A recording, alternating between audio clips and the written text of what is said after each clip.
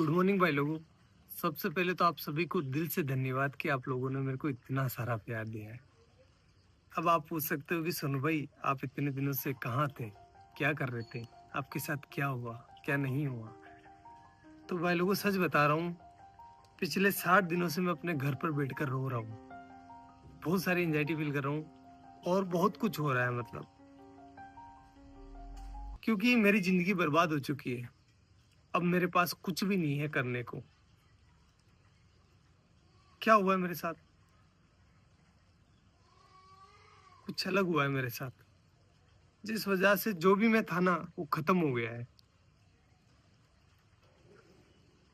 कैसे हुई है मेरी जिंदगी बर्बाद, ये जानना है आपको अगर, या फिर मेरे को मैं बताऊं कि मेरे को मैं बता सकता हूँ आपको कि मेरी जिंदगी कैसे बर्बाद हुई है, तो उसके लिए मेरी जिंदगी जाननी पड़ेगी कि सोनू ने स्ट्रगल करके क्या अपने जीवन में हासिल किया था और उसके पास अब वो नहीं है।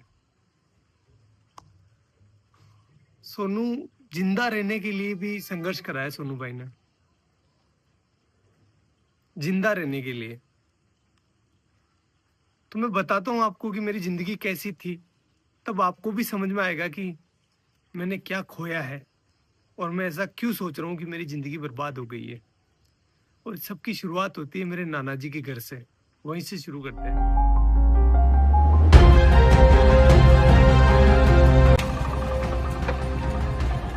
गाइस ये है मेरे नाना नानी का घर, जहां पर मेरा जन्म हुआ था। चलो अंदर चलकर देखते हैं कौन कौन है।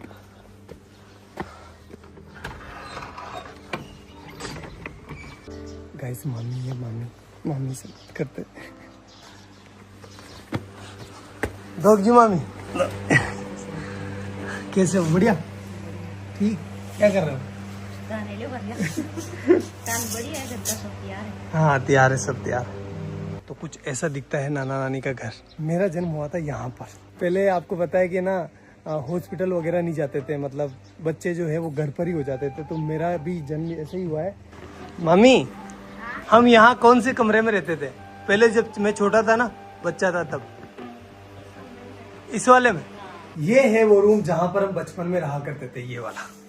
देखो आप, ये देखो इधर इधर इधर इधर। इस वाले रूम में जो है भेड़ और बकरियों के बच्चे रहा करते थे, क्योंकि बाहर कुत्ते मार देते थे ना, इसलिए।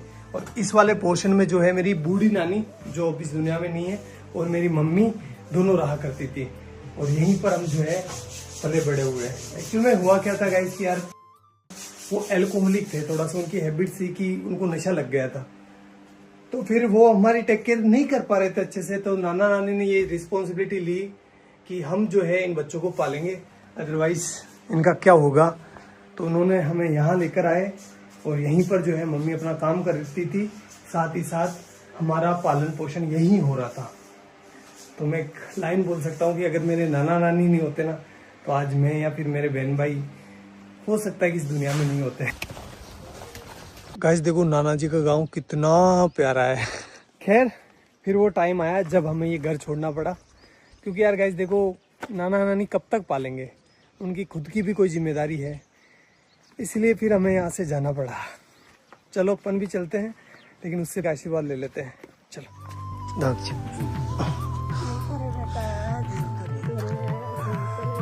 मेरी नानी है, आपको बाद में बताऊंगा इनके बारे में। और अपने गांव आते ही हमें घरेलू परिस्थितियों के कारण अपने घर नहीं घुसने दिया गया, इसलिए हमने बड़े पापा की कोठी का चुनाव किया। म्याऊ म्याऊ।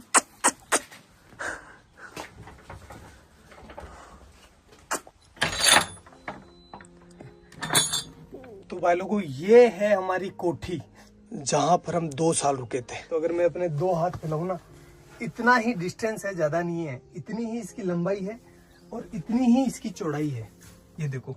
और हाइट आप देख सकते हो, बस इतना ही है। मेरी हाइट थोड़ी कम है, इस वजह से यहाँ पर जगह भी कम रह गई थी। केवल यहाँ पर एक छोटा सा मचान बिछाने के लिए जगह थी। और ऊपर से जो है बरसात का पानी टिपकता नहीं था, बरसात का पानी गिरता था, क्योंकि ये छत है ना थोड़ी नीचे है। और यहाँ पर आप देख सकते हो नीचे जो इसका फर्श है ना, फर्श वो बना हुआ था गोबर और मिट्टी का। इस वजह से यहाँ पर कभी कभी सांप आ जाया करते थे, अपने घर बना लिया करते थे।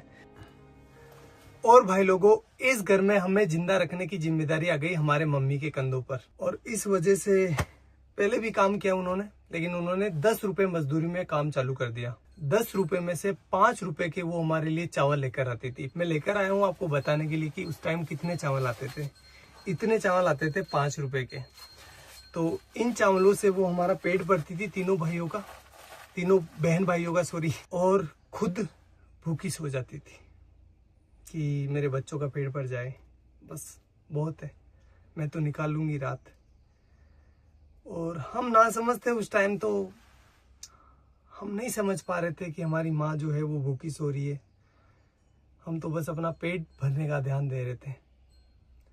लेकिन मेरी मम्मी जो है उस टाइम बिना कुछ खाए भूखी सो रही थी। एक जो कटोरी होती है आटे की, उसको संभाल के रख रही थी कि जब बुरा टाइम आएगा तो मैं अपने बच्चों को खिलाऊंगी। खुद कुछ नहीं खा रही थी, एक टाइम खाना खाती थी पूरे दिन में वो, और कंटिन्यूस काम कर रही थी वो।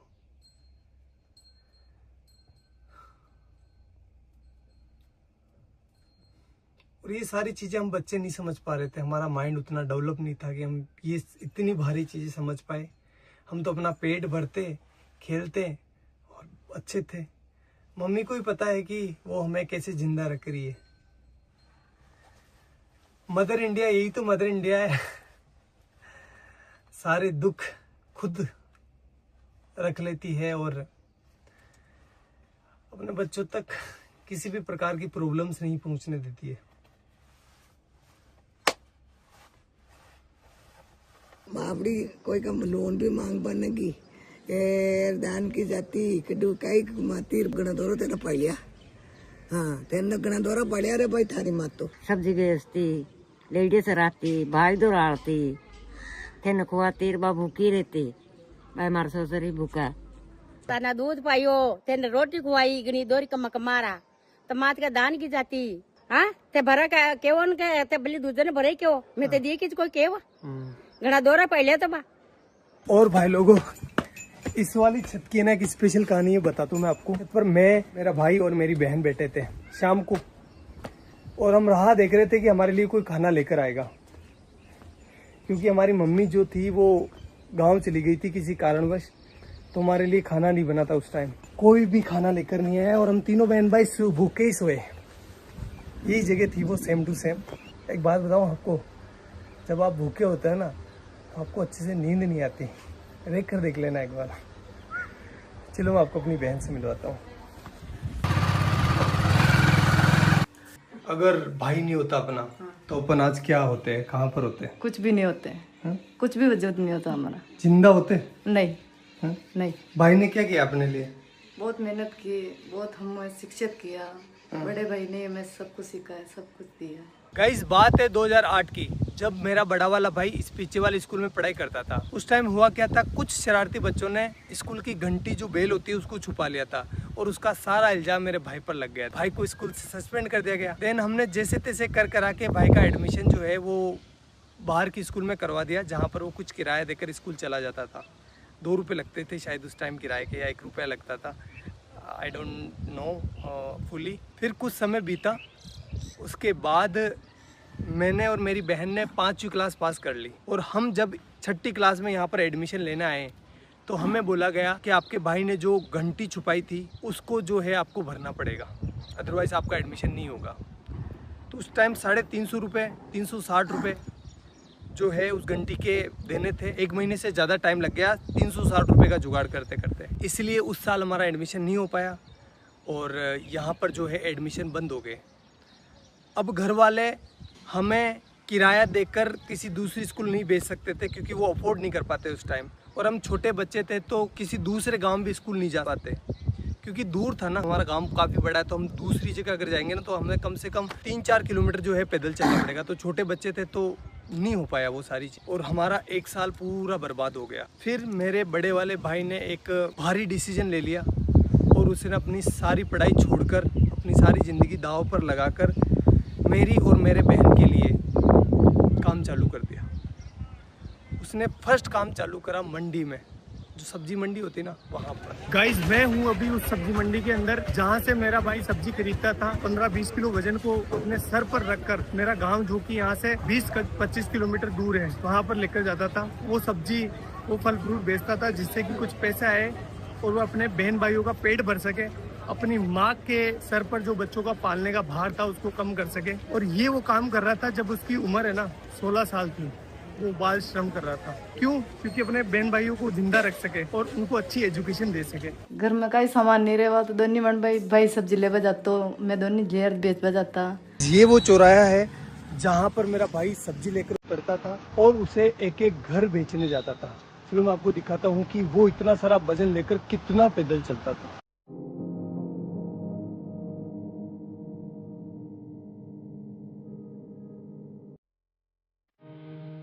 उस 20 किलो वजन को अपने सर पर रखकर इन घरों में घूम घूम कर सब्जियां बेचता था। इस काम में कुछ लोग पैसे नहीं देते थे, मतलब सब्जियां उधार ले लेते थे और फिर बोलते थे कल ले लेना, परसों ले लेना। भाई लोगों एक बार की बात है, सामने जो पाबूजी महाराज का मंदिर दिखाई दे रहा है ना, उनके बारे में मैं ऐसा बताया गया, जो लड़के बैठे होते हैं ना चौराहे पर, बदमाश नहीं बदमोश उन्होंने ऐसा बोला कि मेला है पाबूजी महाराज का, तो इस दिन इस डेट को पाबूजी महाराज का मेला है, तो तुम अपनी सब्जी और फल फ्रूट लेकर आ जाना यहाँ पर। तो हमने सोचा अच्छा है कि हमारा जो है फल फ्रूट बिक जाएगा और हमारा कुछ बेनिफिट हो जाएगा। हम आए तीनों बहन भाई, तो यहाँ पर आकर देखा तो कोई मेला नहीं था और उन्होंने थोड़े से हमसे फल फ्रूट ले लिए और हमको डरा धमका के भगा दिया। तो एट दी एंड धंधा जो है वो इतना अच्छा चल नहीं रहा था, इसलिए उस काम को भी हमें छोड़ना पड़ा। हमें नहीं, मतलब भाई को छोड़ना पड़ा।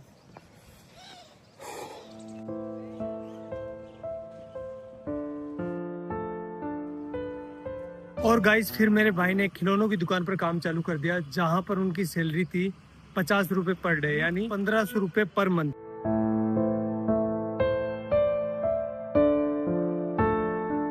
एक महीने बाद जब भाई की सैलरी आई तो उसने लगभग आधा भाग यानी 700 रुपए के आसपास मेरे और मेरी बहन के लिए बुक्स लेने में खर्च कर दिया, जबकि खुद काम पर फटे हुए कपड़े पहनकर जा रहा था। वो चाहता तो अपने लिए कपड़े ले सकता था ना, लेकिन नहीं लिए उसने। लेकिन हम खुश थे। क्यों खुश थे? क्योंकि पहली बार रजिस्टर आया था, पहली बार हेल्प बुक आई थी, अब हमारे भी अच्छे दोस्त बनेंगे। यार बुक्स अच्छी आती है तो दोस्त आते ही है ना, भाई तेरी हेल्प बुक दे दे, तो हमारा कॉन्फिडेंस है ना सीधा आसमान चला गया।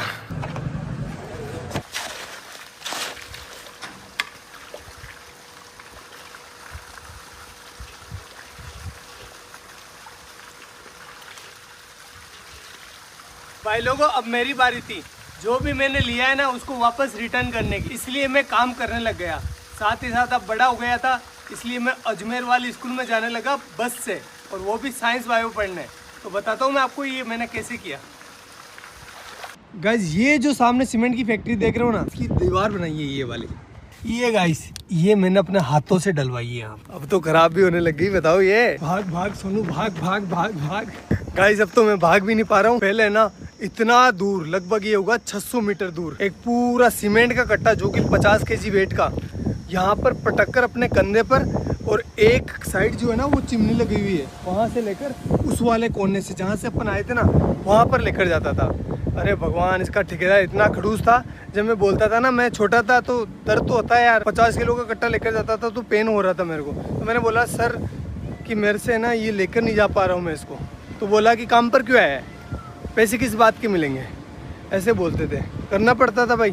तो ये वाला काम तो मेरे को ज़िंदगी भर याद रहेगा, क्योंकि वो सीमेंट के कट्टों ने मेरी रीढ़ की हड्डी में प्रॉब्लम कर दी। गाइज ये जो आप बिल्डिंग देख रहे हो ना, ये हमने बनाई है एक मजदूर के तौर पर। और गाइज ये वाली जो टंकी आपको दिखाई दे रही है, ये बनवाई है। हाँ, ये जो दीवार आप देख रहे हो ना, ये सब कुछ। भाई लोगों, भैंस चराते टाइम बायोलॉजी पढ़ने का मजा ही कुछ अलग होता है, क्योंकि एग्जाम्पल यहाँ पर सामने होते हैं। जब एक बगुला है ना भैंस के आसपास होता है तो उसका मतलब ये है कि वो सेब पोजीता कर रहा है। क्योंकि आप देख सकते हो जहाँ पर भैंसें चल रही है ना, उसके पास एक बुगला है। ये देखो बुगला है। क्योंकि जब भैंस चारा खाती है ना, तो चारा हिलने की वजह से उसके अंदर जो कीड़े होते हैं वो बाहर निकल जाते हैं, और ये बुगला उनको खाकर पेट भर लेता है। ये दो जीवों का एक संबंध है, जिसमें एक को कोई भी घाटा नहीं होता और दूसरे को फायदा हो जाता है। प्रेरित धाराओं से उत्पन्न होने वाले चुंबकीय क्षेत्र का मान सदैव इस प्रकार होता है कि वो उन कारणों का विरोध करता है जिसके कारण इसकी स्वयं की उत्पत्ति हुई है। अरे डब डब डब, डब जा।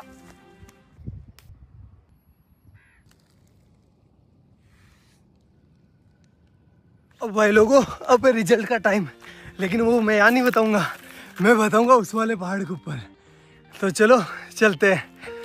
अरे काटे काटे है तो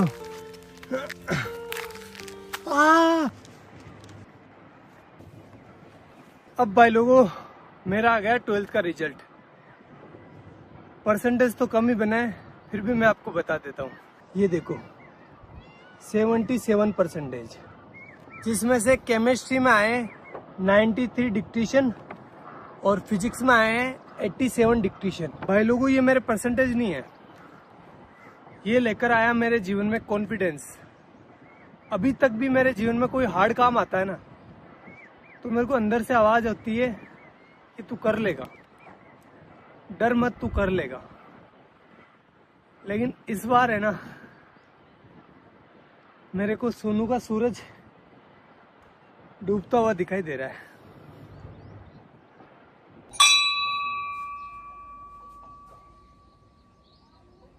भाई लोगों, अब मैं टीचर बन चुका था, चलो क्लास लेकर आते हैं। हाइजेनबर्ग का अनसर्टेनिटी प्रिंसिपल, इसके बारे में अपन बात करने वाले हैं, ठीक है। चलो बताओ कहाँ पर जाकर गिरेगा। कि जब एक मार्कर मेरे हाथ से निकला ना, तो ऑटोमेटिकली आपकी नजर जो है मार्कर के ऊपर होती हुई आपको पता चल गया कि मार्कर कहाँ जा रहा है। इसकी पोजीशन पहले ये कहाँ पर है वो पता है, और इसकी स्पीड पता है, और ये किस डायरेक्शन में जा रहा है पता है, तो अपन इसका पाथ डिसाइड कर सकते हैं। एक इलेक्ट्रॉन को ये वरदान दिया है, भगवान ने ऐसा हाथ रखा, जा बेटा जा, इस दुनिया में जा, और तेरी है ना, कोई इंसान एक टाइम पर ना तो तेरी पोजीशन, मतलब दोनों को एक साथ पता नहीं कर सकता। फिर ऐसे करते करते मैं टीचर बन गया, और मेरे पास बहुत काम था। 3-4 कोचिंग ऑफलाइन जाता था, 1-2 ऑनलाइन थी, मतलब मस्त। और जो भी चीज़ें मैंने अपने परिवार के लिए सोची थी, भाई के लिए, मम्मी के लिए, वो मैं कर रहा था अच्छे से, कोई दिक्कत नहीं थी। उसी टाइम मेरे पास आया भैया का कॉल सीधा टीम से भैया का कॉल। इतना खुश हो गया था मैं यार, भैया का, इतने बड़े आदमी का कॉल डायरेक्ट आया था मेरे पास।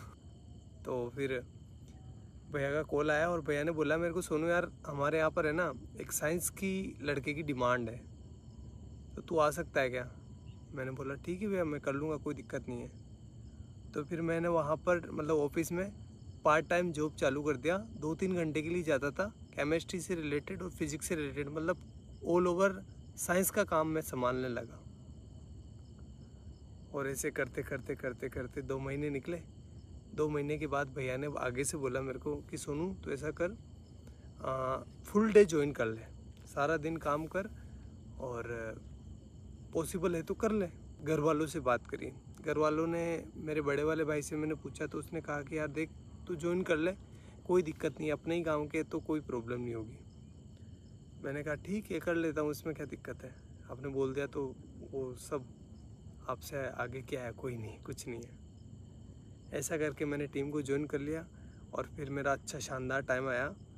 मैं बहुत अच्छा काम कर रहा था सभी चीज़ों में, मतलब पहले मैं साइंस से जुड़ा था, लेकिन अब मैं जो है ना वीडियो का एडिशन हो गया, और भी बहुत सारी चीज़ें हो गई। कैमरा के पीछे बहुत सारी चीज़ें चलती है ना, मतलब पत्थर उठाना खड्डे खोदना, सारे काम जो भी हो सकता है सब कुछ कर रहा था। Everything I can do, I do that. Best चल रहा था, कोई प्रॉब्लम नहीं थी, अच्छी चीज़ें हो रही थी, शानदार, हर एक चीज़ में शानदार एफर्ट लगा रहा था। जो मतलब एक वीडियो आपको लगता है कि बहुत इजी होता है, लेकिन इजी नहीं होता, बहुत हार्ड काम है एक वीडियो को बनाना। जैसे एग्जांपल के तौर पर मैं बोलूँ तो जो बनाना है ना, बनाना से पोटेशियम निकाला था, आपको याद होगा, वो 20-23 मिनट की वीडियो थी, अच्छी भी चली थी वो वीडियो। उस वीडियो को मैं संभाल रहा था पीछे, उसका सारा केमिस्ट्री मैं संभाल रहा था। उस वीडियो को गाइस शूट करते करते 2 से 3 महीने निकल गए, इतना एफर्ट लगाया इस पर, और वीडियो चली भी सही, आपका प्यार भी दिखा उसमें। तो ये तो एक एग्जांपल है, बाकी बहुत सारे काम किए, जैसे डायमंड वाला, और भी बहुत सारे साइंस के सारे प्रोजेक्ट थे ना, वो मैं हैंडल करता था बिहाइंड द कैमरा, और चीज़ें अच्छी चल रही थी, मतलब कोई दिक्कत नहीं था, सब कुछ शानदार था। मैं सारे कंपनी के रूल एंड रेगुलेशंस फॉलो कर रहा था, मेरी अटेंडेंस की भी कमी नहीं थी, हर एक चीज़ बेस्ट थी। और मैं भैया की इतनी रेस्पेक्ट करता हूँ, आज भी करता हूँ, कि भैया के सामने कभी ऐसा टाइम था मैं चेयर पर नहीं बैठता था। मतलब मुझे लगता था कि नहीं, मेरी औकात नहीं इनके बराबर बैठने की। और आज तक मैं उनसे हैंडशेक नहीं करता। जब भी वो कुछ अच्छी चीज़ करते ना तो वो हैंडशेक करते थे। मैंने मतलब मेरा ऐसा था कि नहीं यार, भैया से हैंडशेक कैसे कर सकते हैं अपन। मैं उनके पैर छूता था, इतनी इस लेवल पर रेस्पेक्ट कर रहा था मैं। सब कुछ चीज़ें शानदार चल रही थी, कोई भी प्रॉब्लम नहीं थी किसी भी प्रकार से। अभी 2-3 महीने पहले ही मेरे साथ कुछ ऐसा हुआ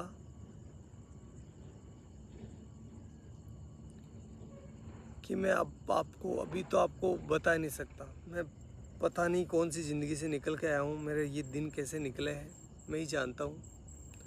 वो तो आप लोगों का प्यार है और घर वालों का प्यार है, लेकिन मैं एक बहुत हार्ड टाइम से निकला हूँ।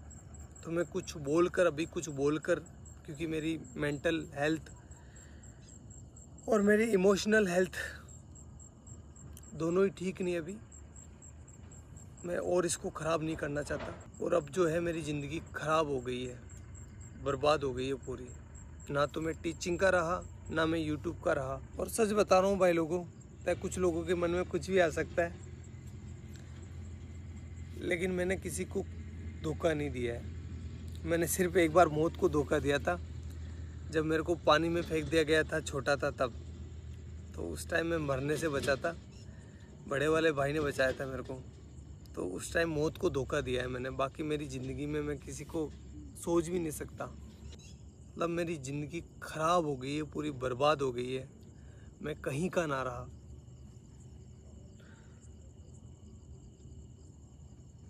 लेकिन घर वालों को वो चीज़ें नहीं दिखा सकता मैं। वो मेरी वजह से परेशान हो रहे थे, और आगे से मैं रहूँगा भी नहीं। ना तो आपके सामने रहूँगा, ना घर वालों के सामने रहूँगा। और साल भर तक मैं ट्राई करूँगा, अगर मेरे से ये हो जाता तो ठीक, अदरवाइज़ मैं जो है वापस अपने एजुकेशन फील्ड में चला जाऊँगा। और साथ ही जो है अपनी एजुकेशन को भी सुधारूँगा। और साथ ही ये करके देखना पड़ेगा, सिचुएशन ऐसी हो गई है कि मेरे को करना पड़ेगा, क्योंकि मैं क्या करूँगा अब। और आगे आने वाले टाइम में बताऊँगा मैं आपको कि मेरे साथ क्या हुआ है, लेकिन अभी मेरे को माफ़ करना, मैं नहीं बता सकता। मैं वापस वो डार्क टाइम नहीं देखना चाहता। आगे जाकर बताऊँगा, मैं पक्का बताऊँगा, लेकिन अभी नहीं। हाथ जोड़कर रिक्वेस्ट है।